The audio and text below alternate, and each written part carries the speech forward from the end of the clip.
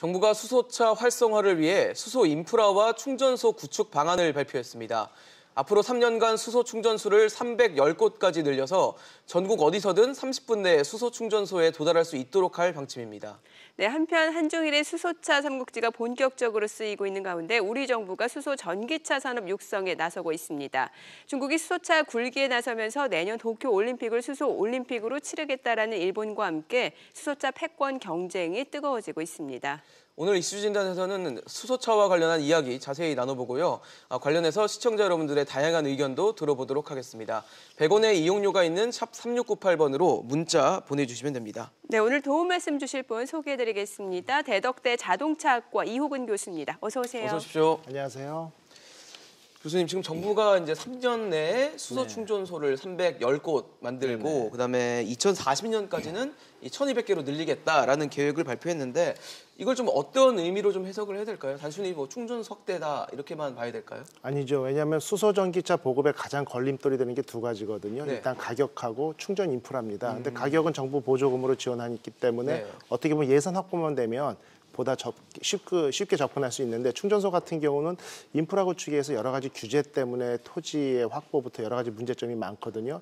그런데 이제 그 1,200개라는 게 현재 LPG 충전소의 개수랑 비슷한 규모고 앞으로 결국은 LPG 차량처럼 확대하겠다 이런 얘기고요. 네. 우리나라는 좀 국토가 좁기 때문에 인구 과밀 지역에서 한 9km 미만의 15분의 접근 거리를 갖는 곳에 충전소를 일단 활성화시키기 위해서 필요한 개수가 450개 정도거든요. 예. 그중에 310개 정도를 만들겠다라고 하면 대부분 지역에서 수소전기차를 이용하는데 큰 불편함이 없도록 계획을 세웠다. 결국은 수소전기차 사회를 만들도록 정부가 적극적으로 손을 걷고 나선 게 아닌가 이렇게 평가하고 있습니다. 네, 그러면 현실적으로 실현 가능하다라고 보세요? 현재 지금 수소 충전소가 몇 곳이나 되죠? 실제 올해 수소 충전소가 32곳이 있는데 32곳, 예, 근데 그중에서 민간인이 이용할 수 있는 곳은 22곳입니다. 결국 정부 발표하고 실질적인 데 격차가 좀 있죠. 그러네요. 예. 연구용도 있고요. 그리고 올해 말까지 83곳으로 확대하겠다고 발표를 했는데 문제는 이제 80여 곳으로 확대하겠다고 발표한 내용 중에는 일단 올해 안에 착공이나 계획안까지 모든 게 다 포함되어 있거든요. 네. 그래서 실제 전문가들 입장에서는 내년 초까지 80여 곳까지 확대하는 것은 상당히 무리가 있고 그 절반 정도만 일반 민간인이 이용할 수 있도록 확대가 된다라고 하면 상당히 성공적이다 이렇게 보고 있습니다. 네.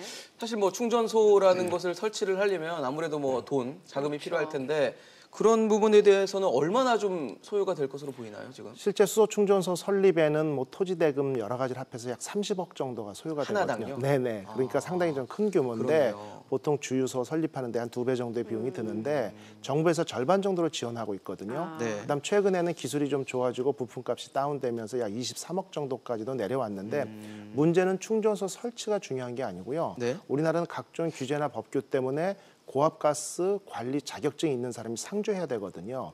실제로 그 시간에 충전할 때. 그렇죠. 예. 근데 유럽 같은 경우는 문 대통령께서 유럽 방문했을 때 보면 택시 기사가 넥소에다가 셀프 충전하는 모습도 있죠. 네. 결국은 설치비는 30억 정도가 드는데 운영비에서 연간 수억 원의 적자가 발생을 하고 그 일부도 정부에서 현재 보조를 해주고 있습니다만 적자 폭이 워낙 크다 보니까 충전소 확대의 걸림돌로 작용하고 있습니다. 네.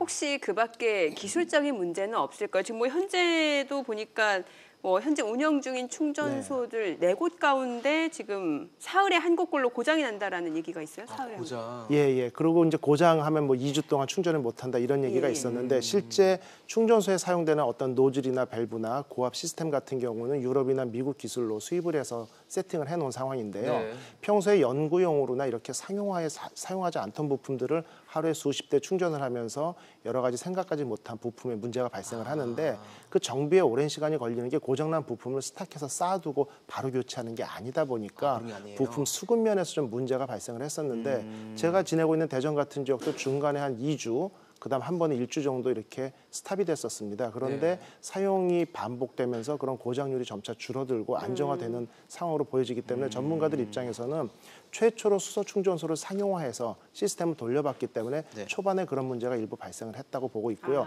점차 안정화되고 있다고 평가하고 있습니다. 네. 그렇다면은 나중에 수소 충전소가 설치가 되면 거기에 상주하는 분들이 계속 계셔서 뭔가를 계속 수리하고 유지 보수를 해야 된다는 말씀이신가요? 그렇죠. 아니죠. 현재 충전을 하기 위해서는 이제 고압가스 관리 자격증 있는 사람이 상주하고 직원들이 충전을 해주기 때문에 주유소처럼 셀프 충전을 못하는 상황이다 보니까 네. 지금 있는 충전소도 일주일에 이틀 정도는 쉬고요. 그다음에 저녁 6시까지 영업하는 것도 있고 8시까지 하는 것도 있고 시간적인 제약이 좀 그렇죠. 있군요. 시간적인 제약과 이제 주말에 이용할 수 없다는 부분. 일부 뭐 휴게소 충전소 같은 경우 이용할 수 있지만 네. 이런 문제들이 많이 대두되고 있는데 네. 일반적으로 그 장비나 부품의 수리는 가스 공사나 이런 관련 업체에서 나와서 직접 하기 때문에 그런 부분에 대해서 약간 리스판스가 좀 늦는 이런 부분도 좀 존재하고 있습니다. 사실 뭐 수소 경제, 수소차 얘기 나오면 항상 얘기 나오는 게 아마 안전 문제일 그렇지. 겁니다. 네. 이게 네네. 혹시 폭발을 했을 때 큰 피해가 네, 일어날 수 있는 우려가 있기 때문에 특히 뭐 지난 6월에는 로드웨이에서도 한번 폭발 사고가 그러게요. 있었고 또 최근에 강원도에서도 한번 폭발 네, 사고가 있었기 때문에 충전소가 들어서는 것에 대한 주민들의 불안감도 있을 것 같거든요. 예, 그런 불안감 때문에 일단은 위험물로 분류가 돼 있어서 일반 거주지역에서 200m, 사무실에서 50m 떨어진 곳에 설치하도록 어떤 규정들이 돼 있거든요. 그러다 보니까 이게 좀 외곽 지역에만 설치될 수밖에 없고 서울 시내처럼 인구 과밀 지역에 차량 유동량이 많은 지역에 설치가 어려운 점이 있습니다. 근데 우리보다 안전에 훨씬 민감한 일본이나 유럽 같은 경우도 이런 예. 규제들이 많이 완화돼 있거든요. 어떤 조정이 필요한 부분이라고 보여지고요. 폭발 사고 말씀을 드리면 강릉에서 폭발 사고는 사망도 발생했고 건물들이 많이 부서졌죠. 네. 그런데 강릉 폭발 사고의 그 수소 탱크는 10에서 12기압 정도로 저압용입니다. 실제 10기압이라고 하면 어느 정도인가 감이 안 오실 텐데요. 예. 우리가 시내버스 타이어 폭발 사고 이런 얘기 가끔 듣죠. 그죠. 네. 시내버스 타이어가 8에서 10기압 정도거든요. 거의 그러니까 비슷하네요. 버스 타이어 공기압 정도예요. 단지 저것은 용접이나 리벳으로 강철 용기로 되어 있기 때문에 어디서 가스가 누출되거나 압력 이상이 발생할 경우에는 찢어지면서 터져버립니다. 그래서 파편이 날아가기 때문에 저런 파열 사고가 발생한 것이고요. 보통 이제 수소 전기차에 쓰이는 복합 재료로 만든 탱크 같은 경우는 700기압 이상이고 충전소는 850기압 이상이에요. 굉장히 결국은 고기압이군요. 80배 정도 더 높은 기압입니다. 예. 그러니까 압력이 그만큼 크다는 얘기는 훨씬 사고 위험성이 높다라고 착각하실 수 있는데 네. 노르웨이 사고 같은 경우는 폭발을 했는데도 불구하고 지붕만 날아가고 가장자리 프레임이나 콘크리트 구조물은 그대로 살아 있었고요. 사람이 부상은 있었지만 사망 사고는 없었거든요. 80배 높은 압력이 터졌을지언정 복합 재료로 구성된 탱크는 찢어지면서 가스가 새는 사고는 발생해도 예. 터지면서 파편이 튀지는 않거든요. 그렇기 때문에 그러한 여러 가지 안전도를 충분히 고려를 해서 제작한 상황이기 때문에 네. 우리 일반 사용자들이 생각하는 것처럼 강릉의 폭발 사고 대비해서 위험성이 상당히 많다라는 불안감은 어느 정도 좀 누그러뜨릴 필요가 있지 않나 이렇게 보고 있습니다. 교수님 네. 말씀대로라면 네. 아까 왜 서울 시내에는 좀 짓기 어려운 규제들이 있잖아요. 네, 뭐 네. 50km라든지 네, 네. 이런 규제들도 완화될 가능성은 충분하다고 봐야겠네요. 충분히 있죠. 그런데 이제 그런 규제 완화는 늘 필요한 것이 이제 국회 법안을 통과해야 되지 않습니까? 그렇죠. 예. 그러다 보니까 그런 법안 통과의 시일이 최소 2, 3년 이상 걸리고요. 네. 세부 규정까지 다 바꾸려면 너무 오랜 시일이 걸리기 때문에 규제 샌드박스 1호로 네. 이 허가를 내서 국회에도 이미 설립이 돼가지고 수소 충전소가 들어섰고 이런데 일반 주민들의 불안감에 따른 어떤 민원 이런 것들 때문에 상당히 지연되고 있습니다. 그래서 정부 이런 계획을 활성화 계획에 대한 의지를 좀 더 명확히 하면서 이런 부분에 대한 홍보, 안심에 대한 부분을 좀 인지시키는 것도 중요한 부분이라고 볼 수 있어요. 네, 뭐 인프라도 그렇고 관련 법규 규제 사항은 아직 개선돼야 될 부분이 많습니다만 네. 그래도 국내 수소차 기술 경쟁력은 뭐 가히 탑이라고 볼 수 있지 않을까 싶어요. 예, 맞습니다. 기술 경쟁력 분야에서는 이제 일반 전문가들이 생각하는 한두 가지, 예를 예. 들면 백금 촉매를 일본의 미라이는 한 17g을 사용하거든요. 네. 근데 이 비싼 백금 촉매를 우리나라 한 55g 정도 쓰는 이 정도의 기술 격차는 있지만 상품성 면에서는 세계 탑이라고 얘기할 수 있고요. 특히 개발 기술보다 양산 기술은 완전히 다른 얘기인데 세계 최초로 2013년에 국산화하면서 양산한 게 이제 우리나라 자동차 업체거든요. 그렇기 때문에 기술 경쟁력에서는 상당히 앞서 있다. 우리가 98에서 99%를 국산화하고 있다라고 표현을 하고 있고요. 뭐 수소 탱크에 들어가는 탄소 섬유 같은 경우 일본하고의 무역 마찰 때문에 수입에 대한 얘기가 많이 있었는데 네. 충분히 국산화할 수 있고 가격이 문제일 뿐이지 큰 문제는 없습니다. 다만 거기에 이제 수소와 산소를 충돌시키면서 전기를 발생시키는 멤브레인, 얇은 막이 있는데 요 막 같은 경우는 고어텍스사에서 수입을 하고 있는데 네. 이 부분도 기술 개발을 통해서 내년이면 국산화할 수 있다고 하니까 100% 국산화가 가능한 기술이다 이렇게 평가하고 있습니다. 그렇군요. 사실 뭐 수소차나 이런 것들을 수출하고 다른 나라와 공유하는 것도 네. 중요할 것 같긴 한데 우리 기술력을 수출하는 경우도 있는지도 좀 궁금하거든요. 예, 현재 수소 전기차 분야에 대해서는 양산한 나라가 한국과 일본 두 나라밖에 없거든요. 네. 그러니까 프랑스의 문 대통령이 방문하셨을 때도 수소전기차 55대인가 네. 그렇게 수출하도록 계약을 맺었고요. 유럽이나 여러 나라에서도 기술 제휴에 손을 뻗고 있는 상황이고요. 이제 전기차 대비 수소전기차는 예. 진입 장벽이 좀 높습니다.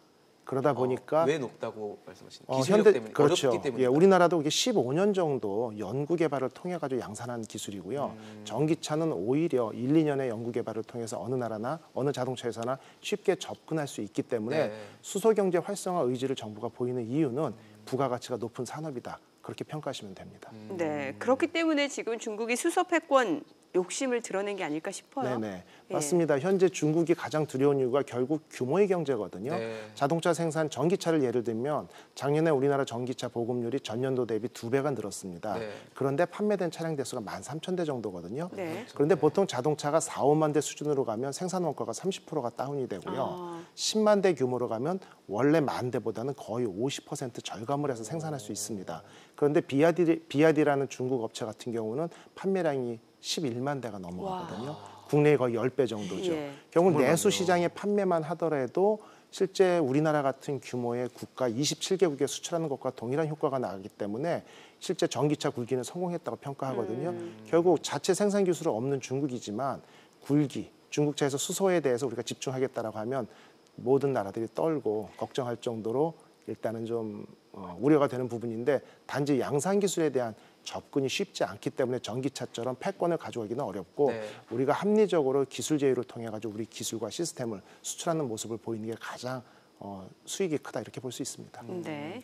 사실 뭐 중국도 중국이지만 일본도 네. 계속 그렇죠. 수소차 아까 수소차하면 일본어가 네네네. 우리나라라고 예, 예. 말씀하셨으니까 예. 일본도 우리 경쟁 상대로는 계속 견제를 좀 하고 네. 우리가 계속 기술 발전을 해야 된다는 생각이 좀 드는데 어떻게 보십니까? 예, 수소 전기차만을 보면 우리가 앞선 것은 확실합니다. 일부 세부적인 디테일한 기술 한두 가지를 제외하고는요. 그런데 일본이 무서운 것은 우리가 지금 수소 전기차를 6,500대 보급했거든요. 올해 5,000대를 포함해가지고. 네. 그런데 6,500대를 보급하기 위해서 수소 충전소 30개, 80개 늘리고 계속 적자 폭을 면할 수 없는 상황이죠. 근데 일본은 수소 전기차만이 아니고 클린 에너지 시스템이라고 해서 수소 사회를 보여주겠다고 큰 그림을 그립니다. 지진이 발생해서 전기가 끊길 경우에 집집마다 소형 수소 발전기를 놓고 본인이 타고 온 수소 전기차에 수소를 뽑아서 자체 발전을 통해 전기를 생산한다든지 그다음 그 수소를 수급해오는 문제도 전 세계적으로 클린 에너지를 이용한다든지 네. 이런 어떤 수소 사회 면에서 우리보다 훨씬 시스템이 앞서가 있기 때문에 이런 부분에 대비하기 위해서도 우리가 규제화나 어떤 정부의 지원 이런 부분이 필요하다고 말씀드릴 수 있습니다. 사실 뭐 다른 산업도 비슷하긴 한데 우리나라가 항상 그 중국과 일본에 좀 껴있다는 생각을 좀 예. 지울 수 없을 것 같아요. 중국이 규모의 경제로 쫓아오고 일본은 아까 뭐 좀 기술로, 넓은 그렇죠. 측면에서의 좀 강하게 이끌고 가다 보니까 우리가 여기서 좀 어떻게 좀 우리만의 것을 갖고 가야 될지도 좀 고민해봐야 될 것 같아요. 실제 양산하면서 가격을 낮추고 이 부분의 시스템을 완성하는 게 중요한데 인프라 구축이 가장 중요하고요. 네. 제 생각에는 이제 전문가 입장에서 보면은 네. 매년 수소 전기차 5,000대 10,000대씩 정부 보조금으로 지원하지 않습니까? 3년에서 4년치를 묶어서 네. 3만 대, 4만 대 규모로 1년 안에 생산을 유도하고 그게 보급이 된다라고 하면 충전소의 어떤 적자도 면할 수 있고 시스템 확대 훨씬 요리하거든요. 이렇게 선택과 집중이 필요한 시기라고 볼 수 있습니다. 네, 알겠습니다. 오늘 대덕대 자동차학과 이호근 교수였습니다. 말씀 잘 고맙습니다. 들었습니다. 고맙습니다.